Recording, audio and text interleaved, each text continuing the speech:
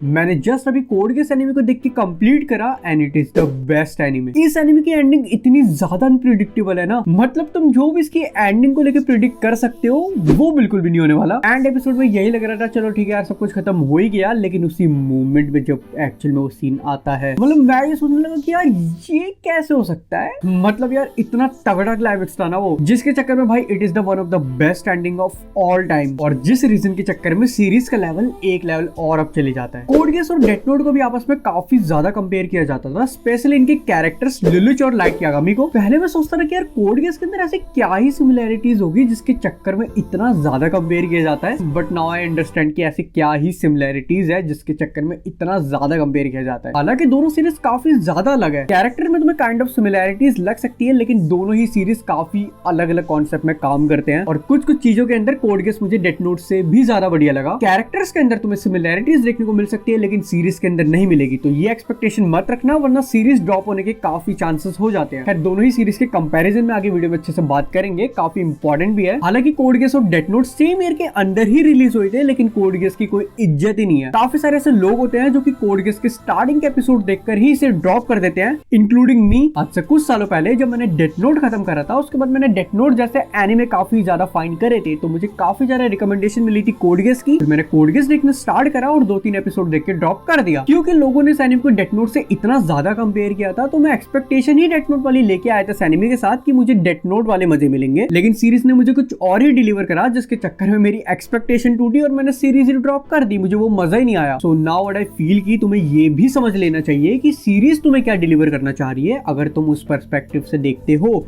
और अगर सीरीज के अंदर दम होता है तो डेफिनेटली तुम उसे एंजॉय करोगे। और इस चीज की रियलाइजेशन भी मुझे आज से कुछ महीनों पहले ही हुई, जब मैंने most popular series Breaking Bad देखना स्टार्ट करा था। उसके स्टार्टिंग के एपिसोड मुझे इतने ज्यादा बोरिंग लग रहे थे, लेकिन यार सुना था कि सीरीज बहुत बढ़िया है, बहुत कुछ है सीरीज के अंदर। वॉल्टर वाइट यार पूरी दुनिया के अंदर फेमस है, तो मेरे अंदर एक क्यूरियोसिटी थी यार सीरीज के अंदर ऐसा क्या ही होगा जो इतनी ज्यादा बढ़िया है। फिर मैंने बिना ड्रॉप करे सीरीज को देखता रहा और समझने की कोशिश करी कि सीरीज क्या डिलीवर करना चाह रही है। उसे देखा और समझने की कोशिश करी, और धीरे धीरे करके सीरीज के साथ मेरी कनेक्टिविटी बनती रही, और धीरे धीरे करके उस सीरीज के अंदर मुझे इतना ज्यादा मजा आया ना, और आज के टाइम में वो मेरी करंट फेवरेट सीरीज में से एक है। और फिर रिसेंट टाइम पे यही सोच के मैंने वापस से कोड गेस को देखना स्टार्ट करा। इस बार कोई भी ऐसी एक्सपेक्टेशन नहीं रखी कि डेथ नोट वाली फीलिंग आएगी या कुछ होगा, सीधा फोकस सिर्फ स्टोरी लाइन पे। सीरीज देखने स्टार्ट करी, स्टार्टिंग के एपिसोड इतने ज्यादा एंगेजिंग नहीं थे, क्योंकि उन एपिसोड में स्टोरी लाइन बिल्डअप होती है, जो कि मैं कहूंगा ये नेसेसिटी भी थी, क्योंकि इसकी स्टोरी थोड़ी सी कॉम्प्लेक्स है, जिसमें लिलिच वी ब्रिटानिया, जो कि ब्रिटानियन प्रिंस होता है, apparently his mother has been killed by someone in front of his sister Nunnally, जिसके बाद इसकी सिस्टर अपनी दोनों ही आईसाइट एंड अपनी वॉकिंग एबिलिटी को लूज कर देती है due to psychological trauma. And उसके बाद लिलिच के फादर ब्रिटानियन किंग चार्ल्स ये पता लगाने के बजाय कि मेरी बीवी को किसने मारा, वो लिलिच और निनाली को ही एक्साइल कर देते हैं और जापान कंट्री में भेज देते हैं। वॉर के टाइम तो लिलिच के लिए काफी ज्यादा डिफिकल्ट हो जाता है अपनी क्रिपल्ड सिस्टर की केयर करना उस टाइम। एंड फिर ब्रिटानिया जापान को डिफीट करके उन्हें कैप्चर कर लेता है, कंट्री का नाम चेंज करके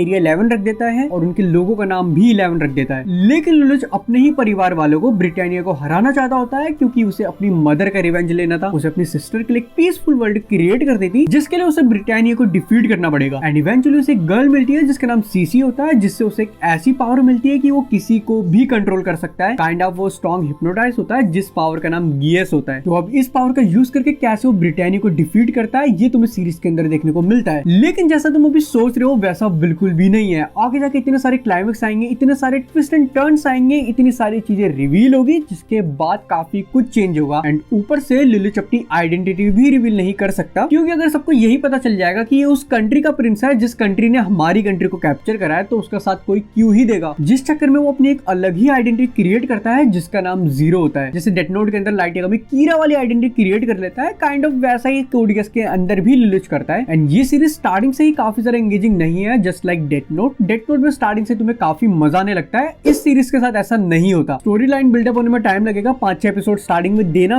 बेसिक कॉन्सेप्ट समझने के लिए। मतलब ऐसा नहीं कि तुम्हें हर एक एपिसोड के अंदर बहुत शॉकिंग मूवमेंट देखने को मिलेगा। तुम एपिसोड देखोगे, उनकी बातों को सुनोगे, तुम डेफिनेटली उसे एंजॉय करोगे। सीरीज के साथ तुम आगे बढ़ते जाते हो, ऐसा नहीं कि तुम्हें बोर वाली फीलिंग आएगी या फिर तुम्हें हर एक एपिसोड में काफी मजा आएगा। लेकिन जब सीरीज के अंदर क्लाइमेक्स आएंगे तो वो बहुत तगड़े होते हैं। थोड़े बहुत एपिसोड थे सीरीज के अंदर जिनमें थोड़ा बहुत बोर हुआ, स्पेशली सीजन 1 के अंदर। सीजन 2 के अंदर बहुत ही कम एपिसोड होंगे जिनके अंदर तुम बोर होंगे, क्योंकि सीजन 2 तक स्टोरी बहुत आगे जा चुकी होती है। सीजन 1 में भी जो एपिसोड है वो ऐसे बोर वाले भी नहीं है कम्प्लीटली, मतलब ठीक ठाक है, ऐसे कम्प्लीटली बोर वाली फीलिंग नहीं देते हो। लेकिन सीजन 1 के अंदर भी काफी ज्यादा ट्विस्ट एंड टर्न्स है, अप्स एंड डाउन्स आएंगे, काफी ज्यादा माइंड गेम्स खेले गए हैं लिलिच के थ्रू। सीरीज के अंदर एक्शन सीन्स भी है जिसपे तुम्हें वो नाइट लड़ते हुए दिखते हैं, वो बेसिकली वो रोबोट टाइप। तो इस चीज में मजा नहीं आता कि वो लड़ रहे हैं, मजा इस चीज का है कि वो लड़ क्यों रहे हैं, इसके पीछे लिलिच की क्या स्ट्रेटेजी है, वो क्या माइंड गेम खेलने वाला है, और जो उस फाइट के कॉन्सिक्वेंसेस होने वाले हैं वो कितने हेल्प करने वाले हैं लिलिच के प्लान को सक्सेसफुल बनाने में। तुम जब कोड गेस देखना स्टार्ट करोगे तो तुम्हें लिलिच काइंड ऑफ लाइट यागामी जैसा ही लगेगा, और कुछ स्ट्रेटेजी तो काइंड ऑफ सेम भी थी, जैसे लिलिच का अपनी ही पावर का अपने ऊपर ही यूज करके अपनी ही मेमोरी को इरेज कर देना, जैसे डेथ नोट के अंदर कीरा करता है ताकि अपनी स्ट्रेटेजी को सक्सेसफुल बना पाए। लेकिन सीरीज को एंड करने के बाद मुझे लिलिच लाइट यागामी से भी बढ़िया लगा। एंड एपिसोड से पहले दोनों ही character kind of equal level पे ही थे, लेकिन जो वही एंड पे हुआ ना तो लिलिच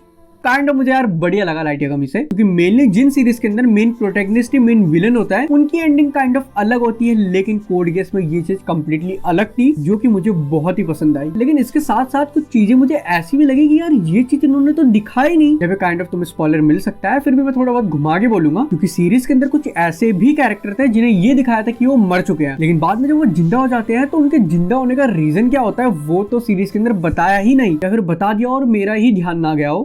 लेकिन यार उस वाले कैरेक्टर का तो मुझे याद है, उसका तो नहीं पता चला यार वो कैसे जिंदा हुआ। लेकिन ऑल ओवर सीरीज काफी ज्यादा बढ़िया है, एंडिंग तो भाई इसकी मास्टरपीस है जिसके चक्कर में सीरीज और ऊपर चली जाती है। तो अगर तुम ऐसे पूछो कि डेथ नोट और कोड गेस से कौन ज्यादा बढ़िया है, तो एंडिंग के मामले में कोड गेस ज्यादा बढ़िया है, लेकिन ऑल ओवर बोलो तो मुझे डेथ नोट थोड़ा ज्यादा बढ़िया लगा, क्योंकि डेथ नोट स्टार्टिंग से ही काफी ज्यादा एंगेजिंग होता है और काइंड ऑफ उसके अंदर हर एक एपिसोड के अंदर ऐसे शॉकिंग मूवमेंट्स तो मिल ही जाते हैं। कोड गेस के अंदर भी काफी अच्छे है, लेकिन ये इतनी ज्यादा एंगेजिंग नहीं है स्टार्टिंग से, बट स्टिल काफी सारे लोगों को कोड गेस डेथ नोट से भी ज्यादा बढ़िया लगती है, जो कि मैं समझ सकता हूँ ऐसा क्यों है। शायद इनमें से तुम भी एक निकलो अगर तुम इस सीरीज को देखो भी। ऑल ओवर तो यार दोनों सीरीज ही काफी ज्यादा बढ़िया है, मेरी तरफ से हाईली रिकमेंड है कोड गेस तुम जाके देखना, लेकिन डेथ नोट वाली एक्सपेक्टेशन लेके मत जाना। कैरेक्टर तुम्हें काइंड ऑफ सिमिलर लग सकते हैं, लेकिन सीरीज कंप्लीटली अलग है। एट द एंड तुम्हें बस यही कहना चाहूंगा कि जब तुम कोड गेस को देखना स्टार्ट करोगे और जब तुम इस सीरीज को एंड करोगे तो तुम कभी भी इस सीरीज को बेकार नहीं बोल सकते। इतनी तो मैं श्योरिटी के साथ तुम्हें कह सकता हूँ, क्योंकि इसकी एंडिंग ऐसे लेवल की थी जो मैंने कभी भी एक्सपेक्ट नहीं करी थी। तो फिलहाल आज की वीडियो बस इतना ही। वीडियो अच्छी लगी तो वीडियो को लाइक कर देना, और चैनल पे नए तो चैनल को भी सब्सक्राइब कर दो। साथ ही साथ कमेंट में भी बता दो कि तुम्हें कोड गेस कैसा लगा, और डेथ नोट ज्यादा बढ़िया है कोड गेस ज्यादा बढ़िया है, ये भी कमेंट में बता देना। तो मैं मिलता हूँ तुमसे नेक्स्ट वीडियो में।